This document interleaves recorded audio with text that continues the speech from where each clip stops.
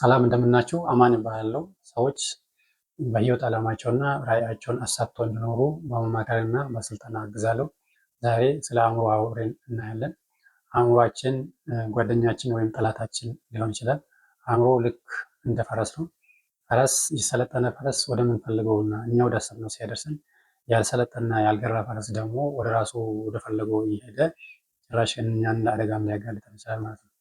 ስለዚህ አእምሯችንን በዚህ ልክ ከተረዳን እንዳያታልለን መጠንቀቅ ይጠበቅብናል። አእምሮ ሊያታልልን የሚችሉ ትናንሽ ሰዎችን እያመጣ እንሰራለን ብለን ያልነውን ነገር ሳንሰራ ስንቀር፣ ልናሳካ ያሰብነውን ነገር ሳናሳካ ትናንሽ ሰዎችን እየፈጠረ ለትንሽ እርካታ ራሱን ሲያስገዛ ካየን የአእምሮ ሰበብ ነው ብለን መረዳት እንችላለን ማለት ነው። እና አእምሯችን በትክክለኛ ሂደት ላይ ካልሆነ ወይም እያታለልን መሆኑን ማሳያዎቹ ጥቂቶቹን ካየን፣ እያንዳንዳችን ስኬትን እንፈልጋለን፣ ነገር ግን ከምቾት መውጣት አንፈልግም። እያንዳንዳችን ጤናችን እንፈልጋለን፣ ግን ጤናችንን የሚያዳብሩ ልማዶችን ለመከናወን ይሳነናል። እንደዚሁም እያንዳንዳችን ከተለያዩ ከምንገናኛቸው ሰዎች ላይ ጥሩ የሆነ ግንኙነት እንዲኖረን እንፈልጋለን፣ ግን በቂና ዘላቂ የሆነ የምክክር ሰዓትና ጥሞና መስጠት ይከብደናል። እንደዚሁም አብዛኞቻችን ምን መስራት እንዳለብን እናውቃለን፣ ግን ቀጠሮ እያበዛና እያጓተትን የማንሰራቸው ስራዎች ይበዛሉ ማለት ነው።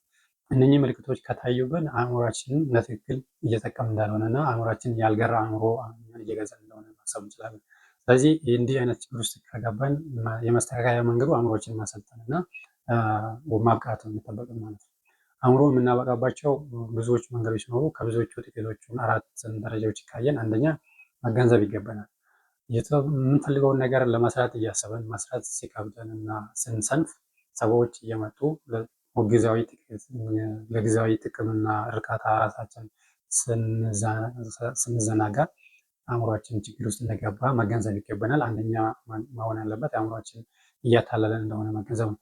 ሁለተኛ ደግሞ ማድረግ የሚገባን ነገር ድንባርና እቅድ ሊኖረን ይገባል። አእምሮ ልክ አንድ የጦር አዛዥ መቶ አለቃ ለወታደሮቹ በጣም ትክክለኛ የሆነ መመሪያና እዝ ካላስተላለፈ ወታደሮች በትክክል ሊዋጉና ጠላቶቹ ሊያሸንፉ አይችሉም። ልክ እንደዛውም እኛም ለአእምሯችን ትክክለኛ መረጃና ትዕዛዝ መስጠት ካልቻልን አእምሯችን በትክክል የምንፈልገውን ነገር እንዳንሰራ ያዘናጋናል ማለት ነው። ስለዚህ ለአእምሯችን የምንሰጣቸው ነገር በጣም ግልጽ እና ድንበር ያላቸው መሆን አለባቸው። ልክ ምሳሌ በቀን እኔ ለ1 ሰዓት አነባለሁ። እንደዚሁም የሆነ ስራ ስሰራ ሶሻል ሚዲያን በምንም ተአምር አልጠቀምም። ከገቢዬ 20 ወይም 30% ሴቭ አደርጋለሁ እያልን በጣም ቁርጥ እና ግልጽ የሆኑ መመሪያና እቅዶችን ማስቀመጥ ነው። ሶስተኛ አእምሯችን እያበረታታና እየሸለምን መሄድ ነው። ጉልበት ያለው ፈረስ በአለንጋና በዱላ እንደማይቀና አእምሯችንን በማስገደድና በማስጨነቅ አይታዘንም። ሊታዘን የምንችለው እያባበንና እየሸለምን መሆን አለበት። የምንሸልመው ደግሞ መጨረሻ ውጤት ላይ ከደረሰ ሳይሆን ሂደቱ ላይ በትክክል መቆም ከቻልና ከጅምር እስከ ሂደት ባለው መንገዶችን በየመንገዱና በሂደቱ ላይ እየሸለምንና እያበረታታን መሄድ ያስፈልገናል ማለት ነው። አራተኛና የመጨረሻ አእምሮ ማግሪያ መንገድ ደግሞ ተከታታይ ስራዎችን መስራት ነው። ስራዎቹን የምንሰራው ነገር በአንድ ቀን ውጤታማ ነው።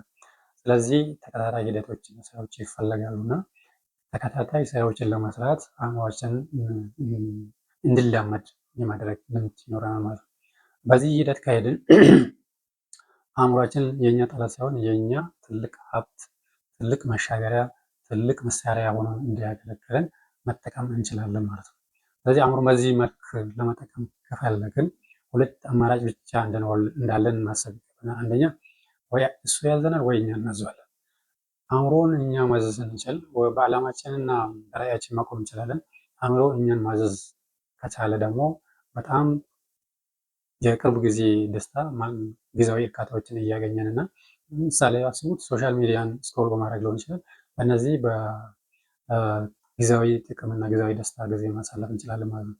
በዚህ ልክ አእምሯችንን ወደ መስመር ለማስገባት የምንችልባቸው መንገዶች እና ሂደቶችን ከላይ ባየነው መሰረት ከህይወት ክፍላችን የትኛውን ልማድ ለመገንባት እንዳሰቡ በኮሜንት ሴክሽናችንን ይጻፉልን። ቪዲዮውን ከወደዱትና ከጠቀሙት ላይክ እና ሼር በማድረግ ለሌሎች ወንድሞች እንዲደርሱ አድርጉ።